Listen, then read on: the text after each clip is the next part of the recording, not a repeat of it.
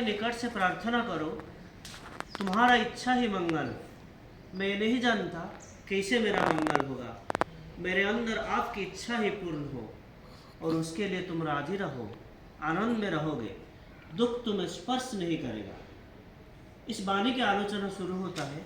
शंकर भाई बोलते हैं, मैं तो उनके मंगल नहीं समझता, इसीलिए उनके इच्छानुसार चलना है, उनके निकट में मुझे प्रार्थना करना है, मैं जैसे आपके मर्जी पर चल सकूं, कारण एकमात्र वो ही मंगलमय होते हैं। पितृदेव बोलते हैं, जो तो लिखा है उसके बाहर तो एक भी चीज़ें तू बोला नहीं। दुख हम लोग खुद बनाते हैं, उनकी इच्छा अनुसार चलने से दुख नहीं आता है। फिर पितृदेव बोलते हैं, अगर वो भी नहीं होता है, परमपिता के निकट प्रार्थना की क्या जरूरत है? मेरे अंदर तुम्हारी इच्छा ही पूर्ण हो, ये भाव क्यों आना है?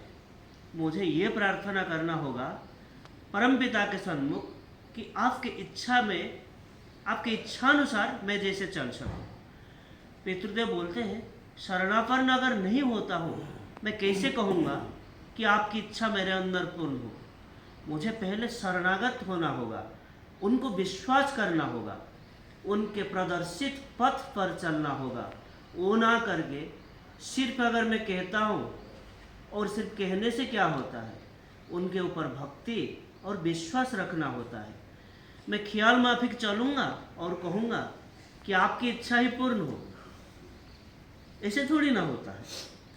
उनके ऊपर अगर विश्वास और भक्ति आ जाता है, उनके प्रदर्शित, उनके मन माफिक में अगर चल सकता हो।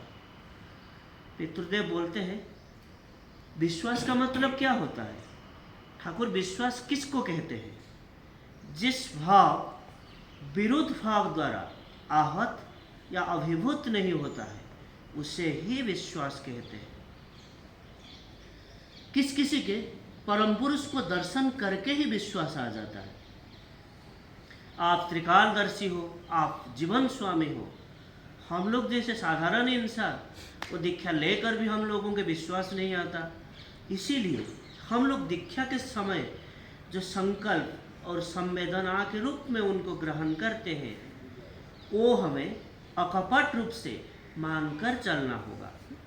ये अगर मानकर हम चलते हैं तो विश्वास आता है। ये संकल्प जो जितने भी हैं, हम अगर मान के नहीं चलते तो विश्वास नहीं आता है। पितृदेव पुनराय बोलते हैं, मैं अगर दुख के काम करूं तो दुख आएगा ही, और कभी कभी मुझे दुख बहुत गंभीर तरह से अनुभव होता है। ये दुख मेरे लिए भी हो सकता है और मुझे परिवेश से भी मिल सकता है। शंकर भाई बोलते हैं, ऐसे एक इंसान चाहिए जिनको पकड़ कर चलने से मेरा दुख दूर होगा, मेरा दुख लाघव होगा। पितृदेव बोलते हैं, वो तो मेरे पृष्ठ है, जिनको पाकर ही मेरा ये मन भरपूर हो गया है। इष्ट स्वार्थ प्रतिष्ठा ही मेरा जीवन का मुख्य उद्देश्य है, मेरे जीवन के काम्य है, मेरे जीवन की श्रेय है, ध्येय है, चिंत्य है। इसीलिए मैं ऐसे काम नहीं करूँगा या नहीं करता जिनसे उनको ठेस पहुँचे, जिनसे उनको व्यथा पहुँचे। शंकर भाई बोलते हैं, ये भाव अगर रहता तो दुख का तो बोध ही नहीं होगा। पितृदेव बोलते हैं, हाँ, लेकिन वाणी में तो है, हम अगर चाहेंगे तो उसको भगा दे सकते हैं। उस भाव लेकर करना होगा। हरिपद तुम बोलो। हरिपद भाई बोलते हैं, मनुष्य का प्रकृति होता है, वो दुख नहीं चाहता, वो आनंद चाहता है, आनंद लाभ करना चाहता है, आनंद में रहना चाहता है। इसीलिए वो अगर चाहेगा, वो अगर उसके मर्जी के हिसाब से भी वो दुख को भगा सकता है। पितृदेव बोलते हैं, मैं अगर दुख पाने जैसा काम करूं, अगर मैं कहता हूँ मैं कुछ नहीं जानता, थोड़ी ना इसे चलता है। मैं अगर चोरी करता हूँ, मुझे तो इसीलिए दुख पाना ही होगा। फिर थोड़ी देर रुक के पुनराय बोलते हैं, मनुष्य को जितना जो कुछ दुख मिलता है, किस वजह से मिलता है?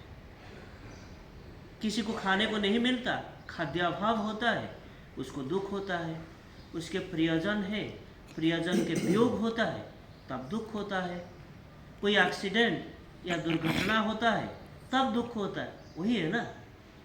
मान लीजिए कि किसी का एक प्रियजन है और वो बीमार पड़ गया, वो असुस्थ हुआ, आप उसको अच्छा करने की बहुत कोशिश किए, फिर भी वो मर गया, तो दुख तो होगा ही, ये तो एक अवस्था है। लेकिन ये सोचो, उसको अच्छा करने के लिए आप प्राणपणे चेष्टा किए, फिर भी वो मर गया, तब ठाकुर के पास आप अगर जाके निवेदन करते हैं, दयाल आपकी इच्छा ही परम मंगल है, ये अगर हम सोचते हैं, यही सोच लेकर चलते हैं, तो ये जो दुख है बहुत हद तक लाघव हो सकता है। लेकिन ऐसे पकड़ो, तुम्हारे घर में एक आदमी काम करता है, तुम्हारी मान लो एक नौकर है, वो घर के किसी सामान लेके चोरी करके भागी गया है। उस क्षेत्र में तुम अगर कहते हो कि नहीं नहीं उसको तो चाहिए था, उसको तो अभाव है, इसीलिए वो लेके चला गया है, ये भाव लेकर आप अगर चलते हो, ऐसा अगर सोचते हो, तो आपके मन में सांत्वना भाव आता है। और ये भाव लेकर तुम अगर उसके साथ ऐसे आचरण करते हो, देखोगे एक ना एक दिन वो आपके प्यार के फांस में वो तो बंधा जाएगा ही जाएगा। वो आपके प्यार के सम्मुख, वो आपके प्यार के पकड़ में एक दिन पक्का आ जाएगा। इसीलिए उसकी परिवर्तन भी होगा, इसीलिए उसका भी मंगल होगा और आपके भी मंगल होगा। फिर सन्मुख में जो लोग कर्मित हैं, उनके ओर देख के पितृदेव बोलते हैं, मैं अगर कोई अच्छा काम करने जाता हूँ, मेरा जो प्रारब्ध है वो भी मुझे मदद करता है। सद्गुरु की अगर दया होता है, उसके भी उन्नति या प्रोग्रेस होता है। वो अगर नहीं करता हो तो परजन जो होता है, उस परजन में इसके चपेट में मुझे आना पड़ेगा। जैसे ए जन्म में मैं कोई अच्छा काम किया, तो मान लीजिए कि अगले जन्म में मैं कोई धनी घर के या धनी घर में पैदा हुआ, मैं धनी हुआ और धन संपत्ति उसको अगर मैंने कुकर्म में विनियोग किया, कुकर्म में व्यवहार किया, तो फिर मैंने नीचे गिर गया। लेकिन वो धन को अगर लेकर मैं इष्ट कर्म करता हूँ, इष्ट कर्म में लिप्त होता हूँ, तो मेरा वो जो जीवन ये प्रोग्रेसिव या वर्धनशील होता है। मैं मेरा अगले जन्म में भी और भी उन्नत जीवन के अधिकारी बनूंगा। इसीलिए कहा जाता है सद्गुरु के शरणापन्न होना जरूरी है, उनके प्रदर्शित पथ पर चलना जरूरी है और उनके मर्जी के हिसाब से चलना जरूरी है। अगर मैं उनके मर्जी के हिसाब से चल सकूं तो आनंद में रहूंगा और दुख मुझे स्पर्श नहीं कर पाएगा। वंदे पुरुष वंदे।